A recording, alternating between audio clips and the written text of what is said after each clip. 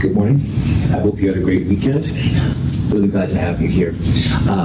Today, for those of you in Monday's lab at 1 o'clock, 1:10, that's class presentation day, and I'm so excited to see your presentations. I've had a few teasings of what you're all working on, and I think it's going to be really cool. And so I just want to let you know, thank you in advance.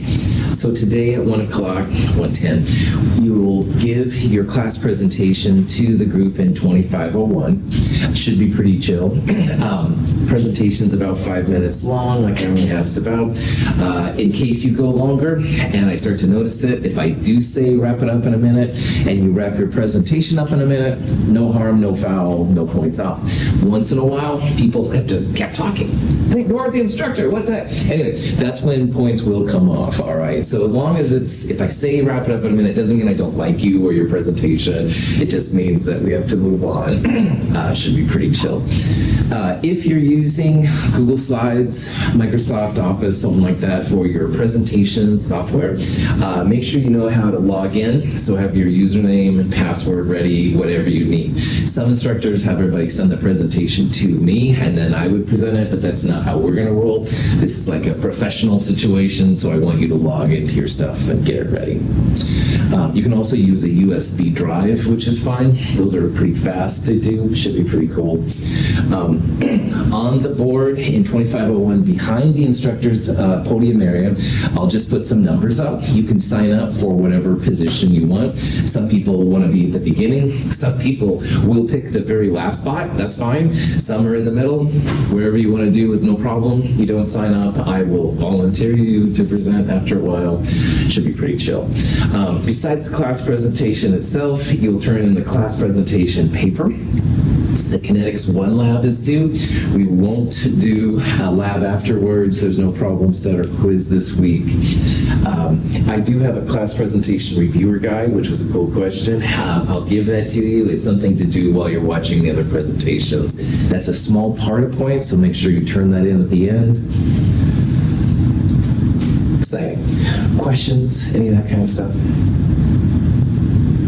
Right. Okay. So in Chem 221 and Chem 222, we looked at reactants going to products. And up here on the blackboard, I have an example of that. The compound here is called methyl isocyanide. It's also right here. And this compound is turning into methyl cyanide, which is this compound right there, and also right there. Methyl cyanide is a little bit more stable than methyl isocyanide. If we drew and figured out formal charges on these Lewis structures, you'll find that the isocyanide has a positive 1, negative 1, and the methyl cyanide, everything is 0. So methyl cyanide is more stable, and that's really what we're seeing here. So instead of looking at just reactants and products, what we have here is what's called a reaction coordinate diagram. It's a fancy version, if you will, of reactants to products, but with a lot more information. And since we're studying the speed of reaction, which is what kinetics is, knowing about the mechanism, which is what this coordinate diagram does, can be really helpful. Now, on all coordinate diagrams, you have a starting point and an ending point. And usually the left-hand side is where you start, and usually the right-hand side is where you end.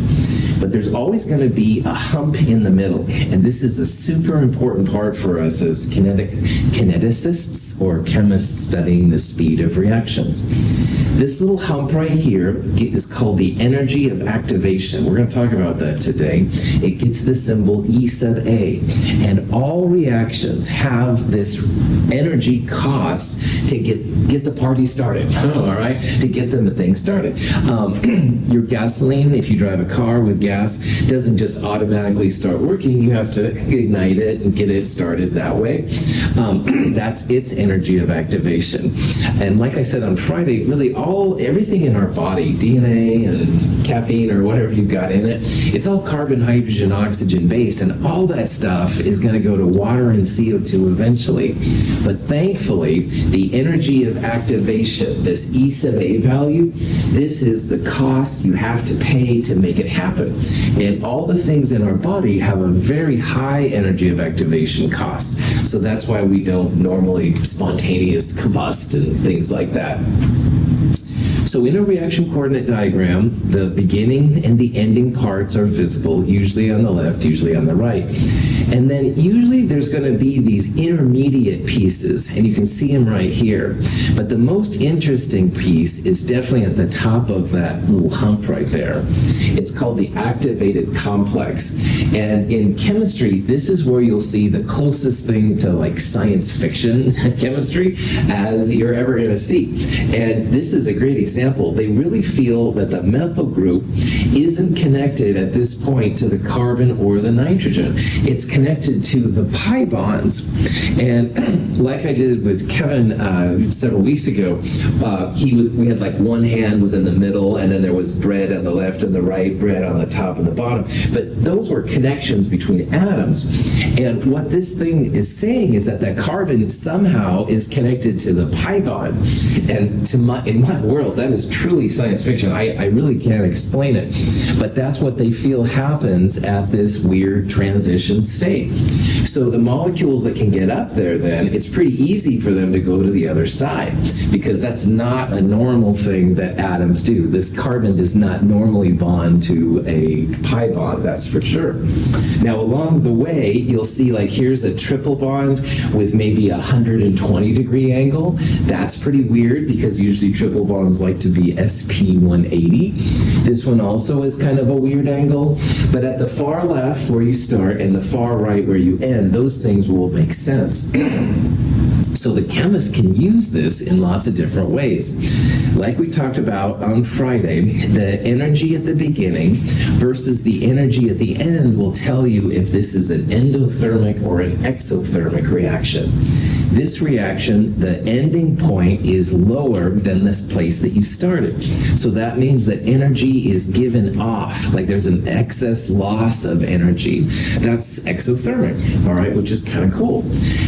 If the ending point would have been up here, then it would have been higher than where we started. That would have been an endothermic reaction. You'd have to add energy to it. So that's kind of cool. This is the delta H products, delta H reactant stuff we talked about, Chem 221, jazz like that. But also, if we understand this energy of activation, we're going to see that that's what helps us to understand why reactions are fast and slow. So as an example, if my energy of activation is literally no bigger than my remote control, even pizza guy who doesn't go to the track, even I can get over that no problem, all right? However, if the energy of activation was like this table, I can't get over it, all right, but I'm not going to embarrass myself and look silly. It would take more energy, all right, for me to do. On the other hand, the energy of activation goes higher, higher, higher, higher, higher. It's going to be more difficult to get over, harder to get over. So what we're going to see is this energy of activation actually helps chemists to see when reactions are faster and slower. Pretty cool. Any questions on that? Okay. So here's examples of both endothermic and exothermic reactions. So reactants to products in this example is exothermic. The energy at the end is lower than the energy that you started with. But a lot of reactions have a higher energy at the end than they started. Those would be endothermic. And that's pretty important. So right away it tells you what's happening. This high point right here, this activated complex, is often referred to as the transition state. And like I said, the transition state is kind of like science fiction of chemistry, all right? The activated complex at that transition state is going to have really weird things for chemists, all right? Most people think, yeah, right, whatever. But for a chemist, that's weird. Bonding to a pi bond is very unusual. And this activation energy barrier, super helpful for chemists to understand why some reactions are fast or slow. Low energy of activation barriers will be easy to jump over to get to the other side. On the other hand, as they get higher and higher and higher and higher, it gets harder for the molecules to go from reactant to product. That slows your reaction down. So if a chemist has one of these reaction coordinate diagrams for a reaction, there's a lot of really cool things to do. Here's just two kind of silly examples, but they kind of show how this all works out. So for this one right here, this is a volleyball player trying to get the ball over the net. And the volleyball player absolutely has the power to do it, but you have to also have the coordination. It's easy to get the ball into the net or have the ball go way too far away. So there's a certain type of finesse that you need, and we'll talk about what that means here in a little bit. And also down here, here's a golfer with a little hill over them. They have to get to the other side. And you can see how they have to have just the right amount of energy to get up to over the hump. And if they don't have enough, it goes back down. And molecules are this way too, all right? Some molecules will have enough energy, and some molecules won't have enough energy.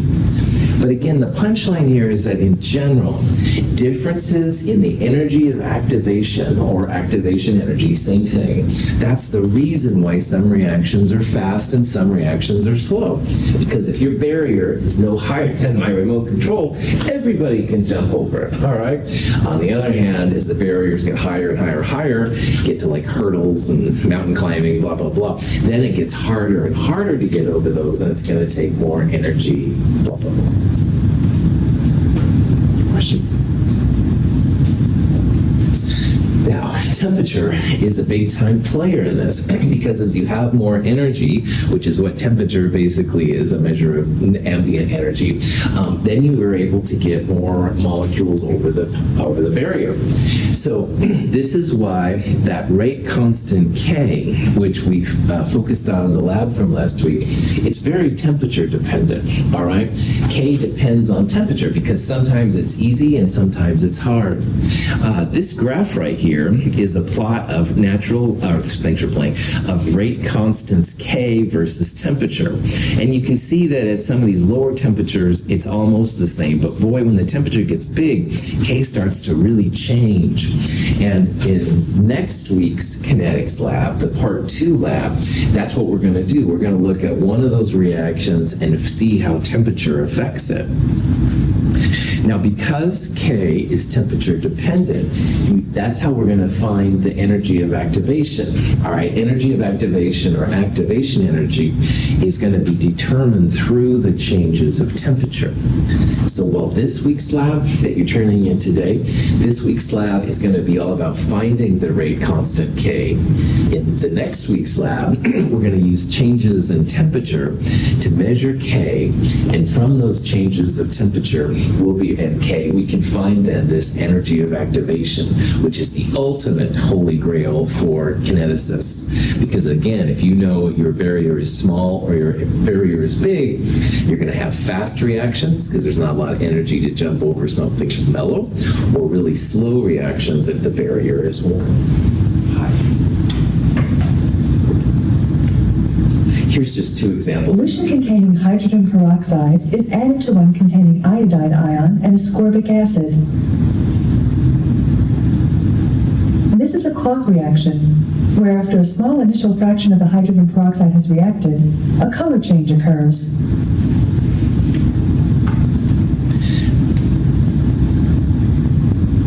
The same reaction can be performed at low temperature.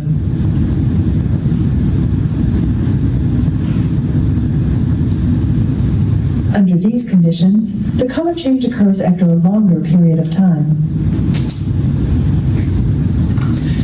These reactions are kind of the opposite of what we did in our lab last week, and the lab we'll do next week. Excuse me. In our lab, we watched the kind of dark brown color of iodine disappear, so it went away after time, and that's when we stopped it. In this lab, they're measuring how long it takes to get to that color, to that brown color. And it's kind of hard to read here, but the left-hand one, it says 54 seconds, and this one up here, which was an ice, was 1 minute 31 seconds. So adding a temperature gradient affected the time elapsed. It took less than a minute here and about 1.5 minutes here. And as far as everybody knows, all reactions have some sort of temperature dependence.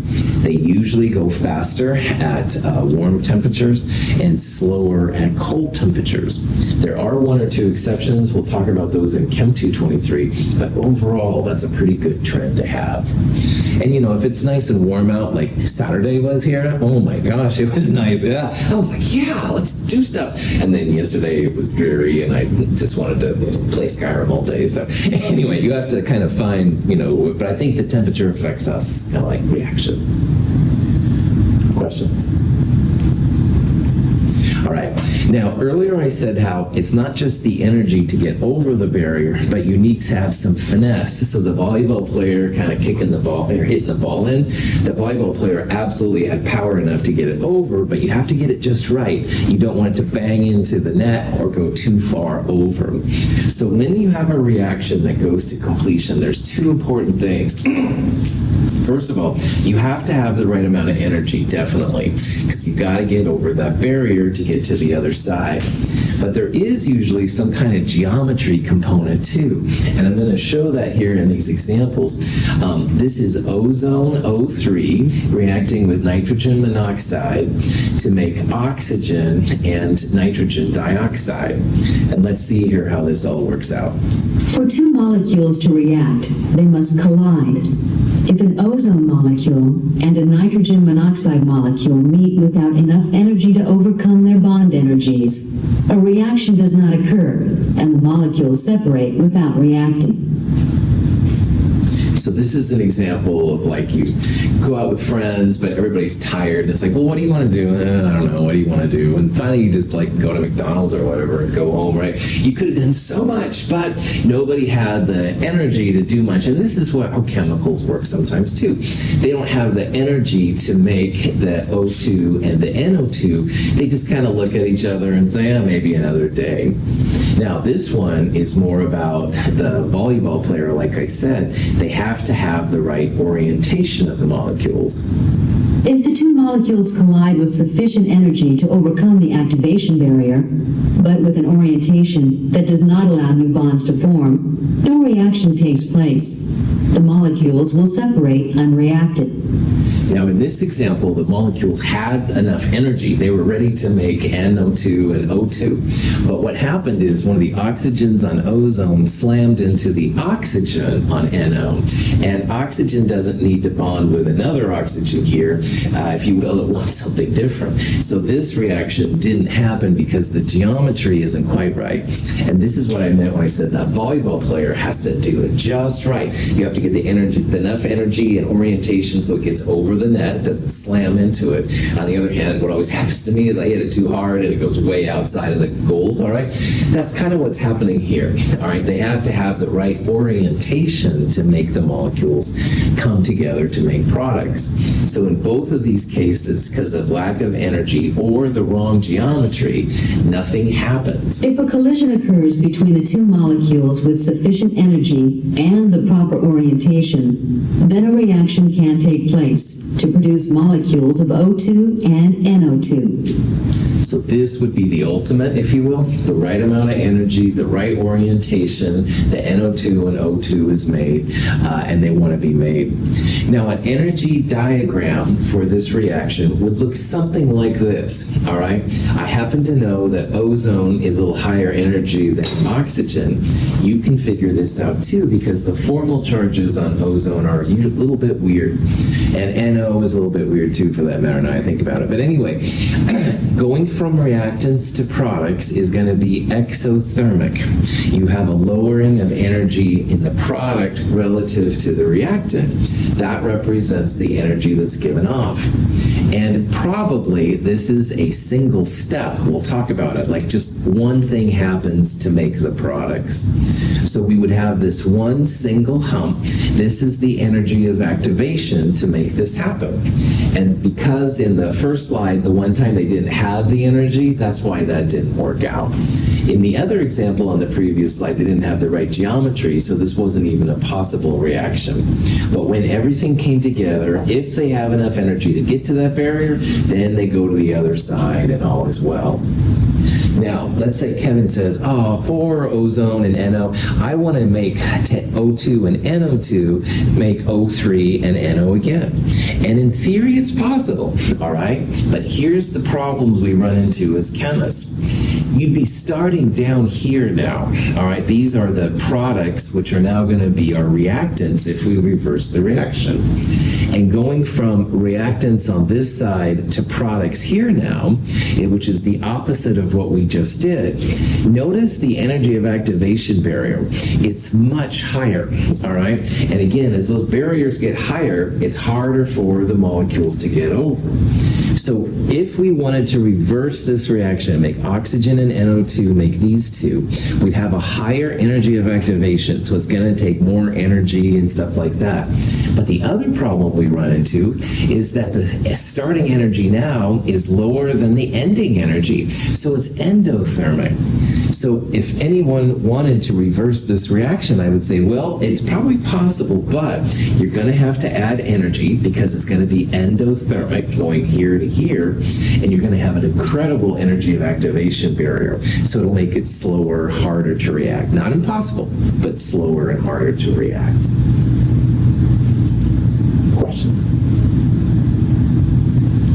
All right. So at lower temperatures, reactions are slower because the molecules themselves generally don't have enough energy to get over that barrier. All right. At warmer temperatures, you have more energy in each of those molecules, and it's easier for them to jump over the hurdle to get to the other side. But it is also important to remember that at any temperature, you're going to have a spectrum of values, just like we saw with the gases. So in the gases, we saw how here was the colder temperature in blue and the warmer temperature in T2. And we'll pretend here that this line represents the energy required to make reactants into products. Well, at the colder temperature, the blue line, you don't have as many molecules capable of forming your products. And at the red line, the T2, you do have more molecules capable of doing it. However, even at the colder temperatures, some of them will do it. It's just that most of them will be still stuck on the reactive phase.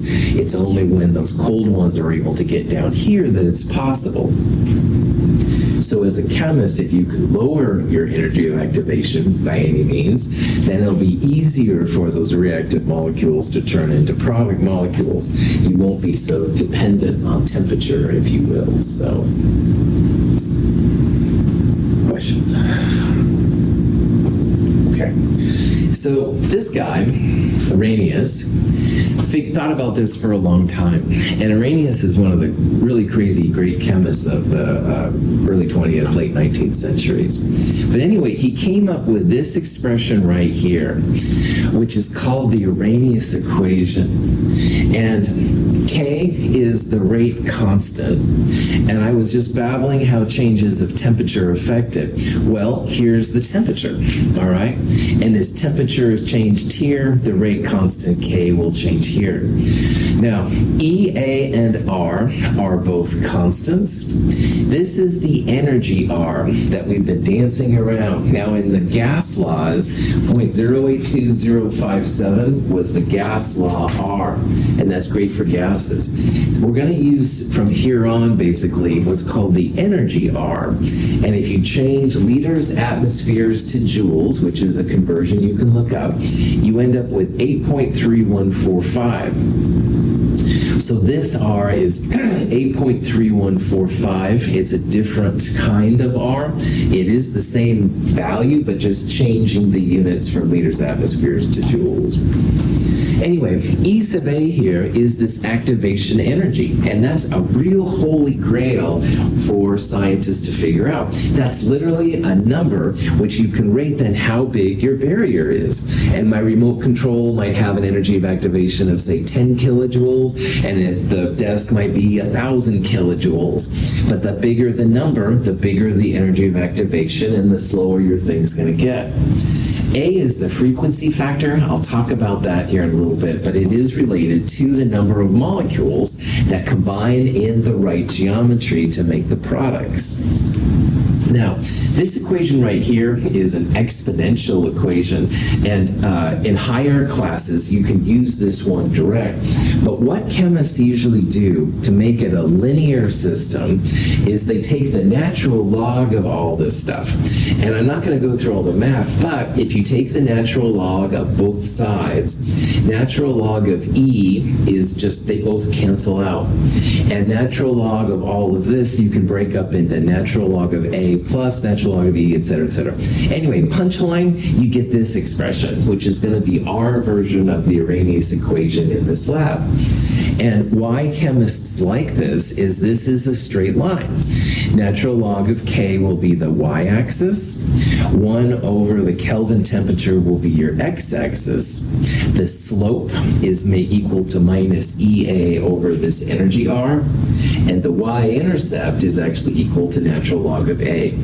So, again, linear regression will help us if you have a bunch of temperature versus K data. You can plot on your y-axis the natural log of your rate constant K. On the x-axis, you'll plot 1 over the Kelvin temperature. So you turn your Celsius into Kelvin first and then go 1 over that. And believe it or not, you get a straight line. The slope equals minus EA over R. And if you can find EA, cool for school. Any questions on that? Cool. So this is what we'll do in the last kinetics lab. It looks weird, but honestly, it's not too bad. I'm going to make it easy for you to find K. You'll record the Celsius temperature, turn it into Kelvin, and then go 1 over the Kelvin temperature to find the X values. And linear regression basically does the rest. EA is always a big positive number. Now, I'm sure that somebody in here, somebody wants to know what exactly the frequency factor is all about. So I have this equation here, but it's not an equation you have to know/use. But if you're curious, all right, frequency factors are still something that people debate what the meaning is.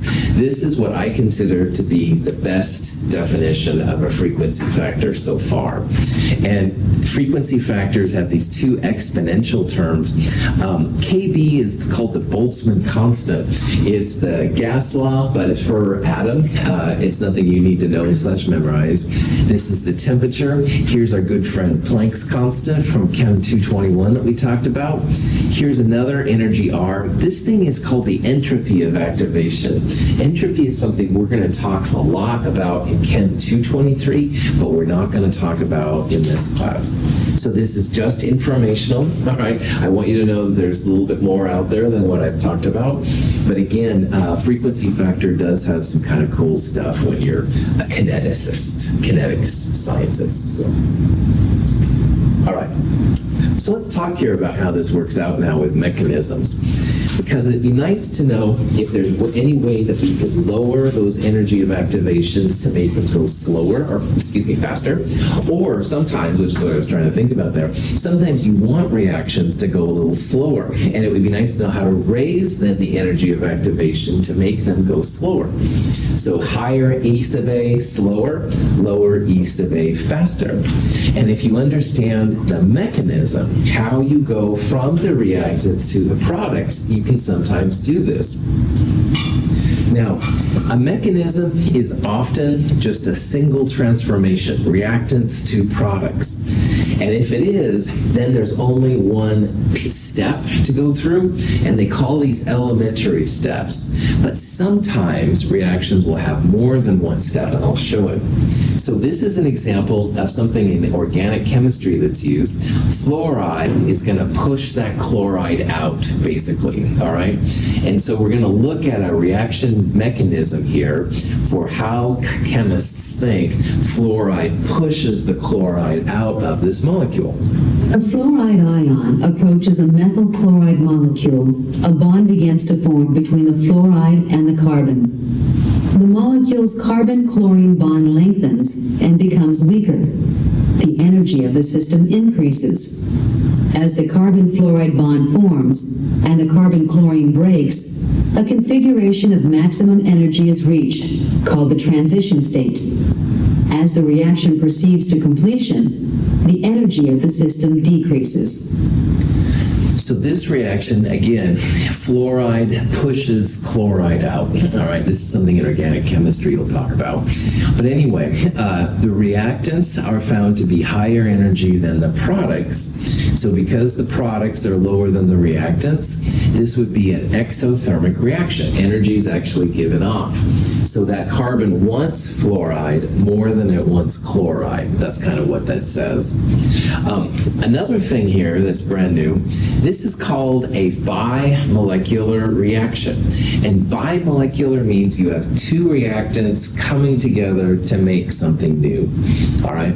There's bimolecular, which is 2, unimolecular, which is 1, and sometimes you have termolecular, which is 3, and we'll talk about that in a little bit. But in this case, there are 2 reactants, so that means it's called bimolecular. There's one hump in the middle, that's one energy of activation. So this reaction is considered to be a single step mechanism, and each of those humps is what they call an elementary step. And most reactions, honestly, are single step or one elementary step reactions. I'll show you some examples here of when you sometimes have more than one step. But most reactions, at least the simple ones anyway, single step systems.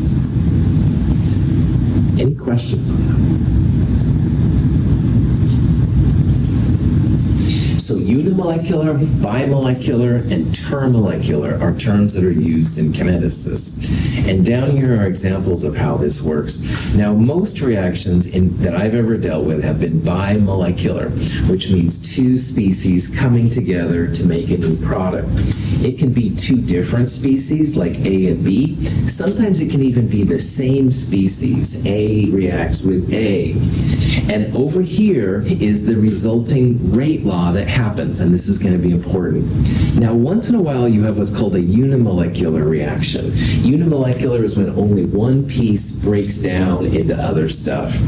And once in a while, you'll have termolecular, which means 3 pieces come together to make something happen. However, here's the interesting thing. If your step is a single step, then you can quickly identify what's happening in the rate law. So if it's a single unimolecular step, then rate depends on A. It's a first-order reactant because one A is involved.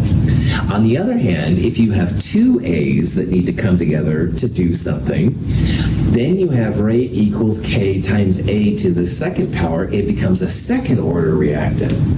So one thing I want to highlight here is that if you have a first or a second reactant order, something like that, first order means you've got one piece doing something. Second order means you have 2 pieces doing something.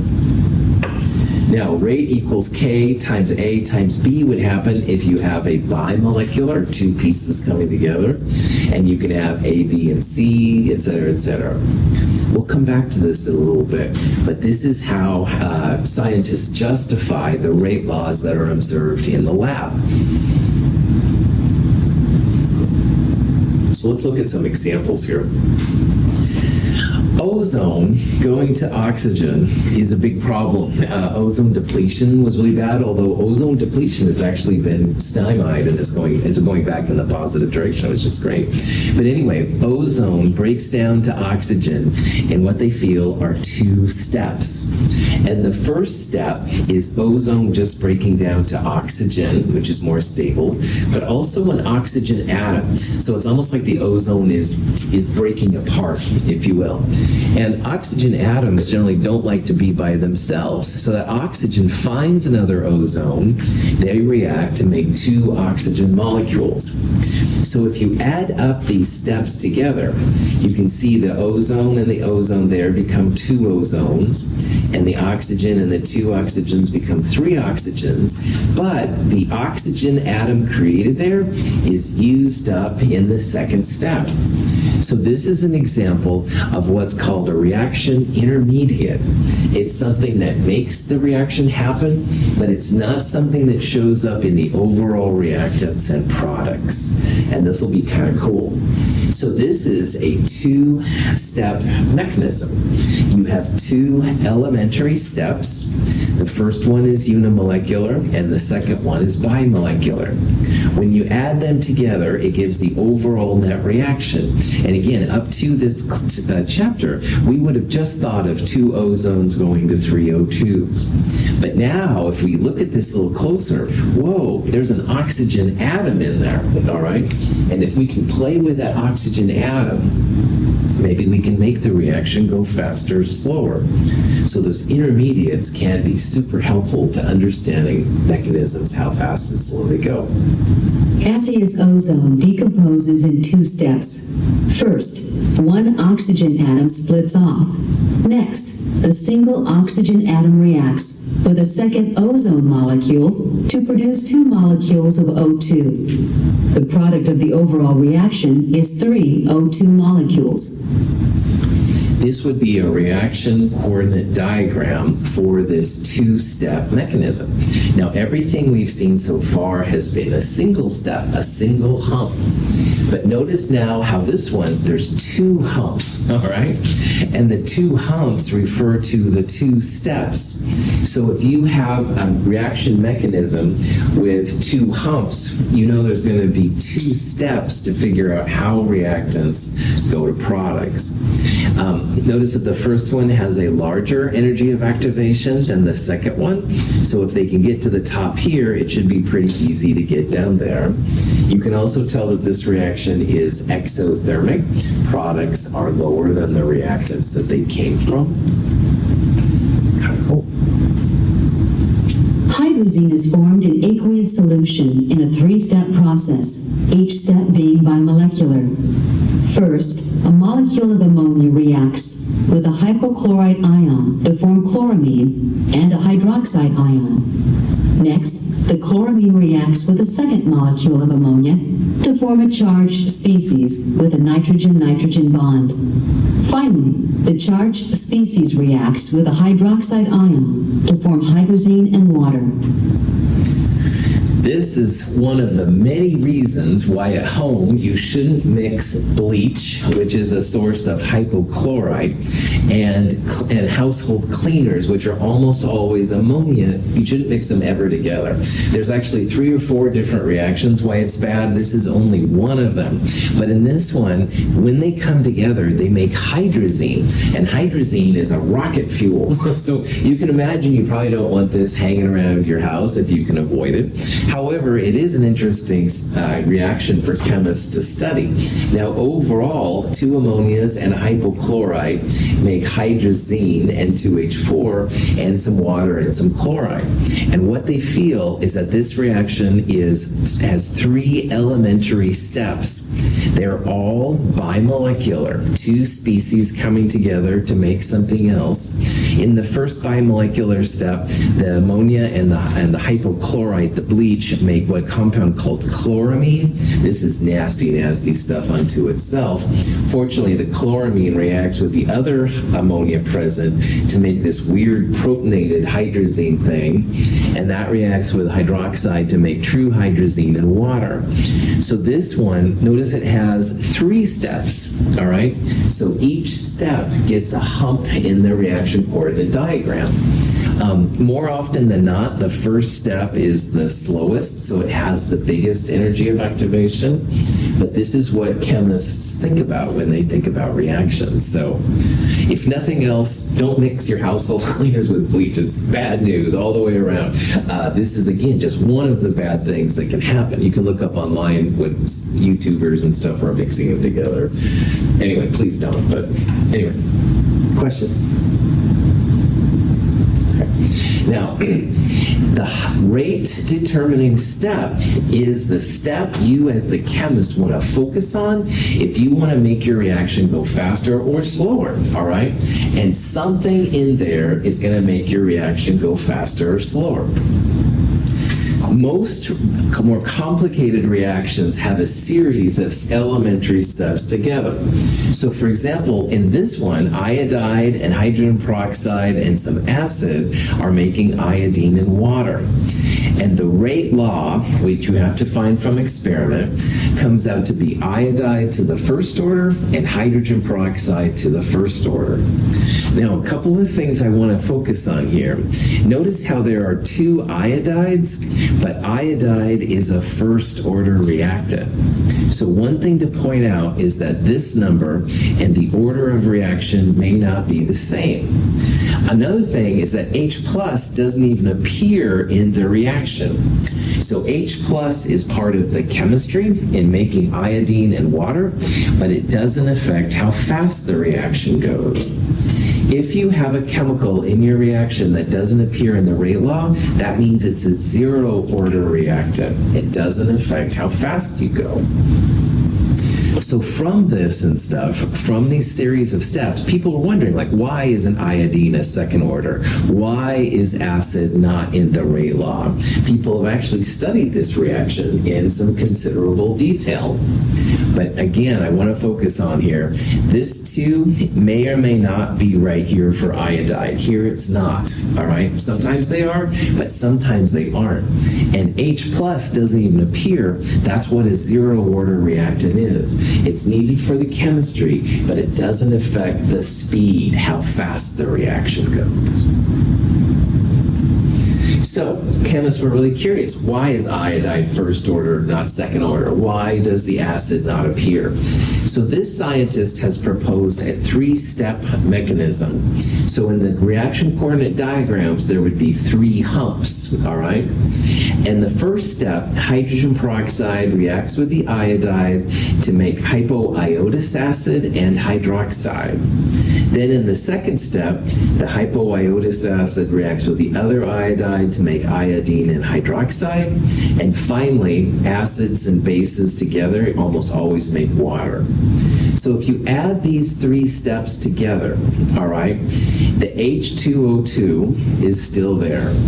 You have 1 + 1, 2 iodides, and 2 H pluses, and you make iodine and water. But notice how there are 2 hydroxides here that are canceled by 2 hydroxides there. So hydroxide is an intermediate, all right? It's something that appears and then disappears in the reaction. There's another chemical in this mechanism which appears and disappears and is not part of the overall reaction. Which one is it?